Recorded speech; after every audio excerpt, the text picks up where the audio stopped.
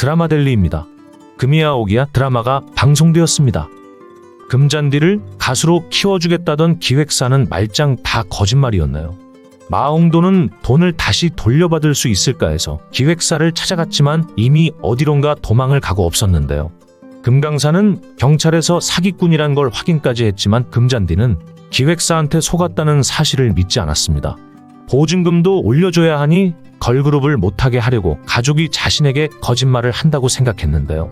금잔디는 자신의 집이 지긋지긋하다며 집을 나가겠다고 하고는 정말 집을 뛰쳐나갔습니다. 금강산이 곧바로 따라갔지만 금잔디를 찾을 수는 없었는데요.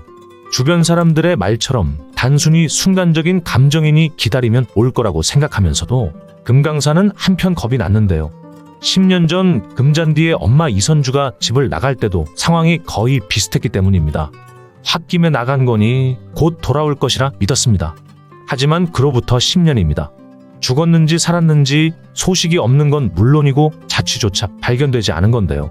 그래서 금강산은 주변에 무슨 사건이라도 나면 혹시 아내 이선주와 관련이 있는가 싶어 바로 달려가서 확인을 했는데요.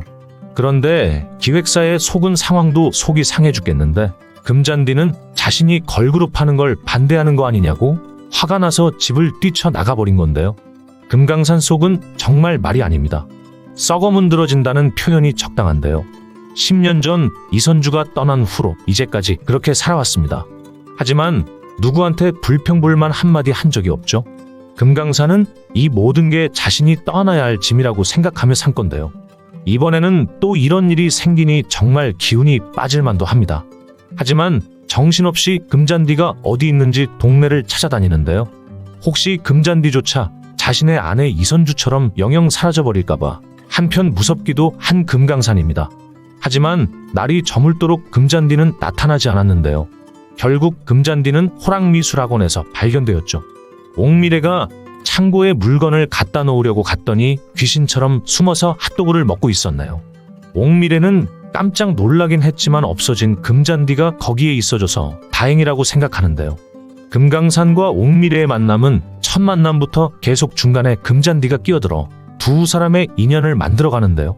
사실 옥미래를 탐내는 사람은 따로 있습니다. 바로 동규선입니다. 일찌감치 아내를 잃은 오빠 동규철의 뒷바라지를 하며 조카 동주혁도 자신의 손으로 돌보며 지금까지 온 동규선인데요. 동규선은 곧 귀국할 동주혁의 짝으로 옥미래를 마음에 두고 있는 상황입니다. 입양을 하긴 했지만 재벌집 손녀라서 조카 동주혁에게 아주 알맞은 배필이라고 생각했는데요. 그런데 갑자기 일이 생겼죠. 레스토랑에서 황찬란과 동규철이 다정하게 식사하는 걸 봤기 때문인데요. 거기서 황찬란은 자신의 아버지가 하라는 대로 동규철과 결혼하겠다는 말을 했습니다. 동규철은 고맙다는 대답까지 하고 말이죠. 물론 동규철이 오래전부터 황찬란을 짝사랑하고 있었다는 걸 동규선이 모를 리 없는데요. 하지만 사위를 보고 며느리를 봐야 할 그 나이에 둘이 결혼이라니 동규선의 계획에 차질이 생기게 될 것 같은데요. 더구나 요즘 옥미래는 금잔디 덕분에 금강산과 자주 마주치는 상황인데요. 금잔디가 사기당한 돈 1,000만 원 때문에 고민도 함께 나누게 될 것으로 보이는데요. 조만간 사기를 치고 달아난 사기꾼이 잡혀올 것으로 짐작이 되네요. 사기꾼은 돈 준 증거를 대라고 배짱을 내밀 텐데요. 이번엔 기특하게도 금잔디가 그날 대화한 내용을 모두 핸드폰으로 녹음을 했을 것으로 예상이 됩니다. 물론 친구들한테 자랑하고 싶은 마음에서 녹음을 한 것인데요. 그걸 증거물로 내놓게 돼서 1,000만 원 중 일부라도 돌려받게 될 것으로 예상이 됩니다. 조금씩 정이 들어가는 드라마 금이야 오기야 리뷰 재미있으셨나요? 즐거우셨다면 구독과 좋아요 부탁드리겠습니다. 감사합니다.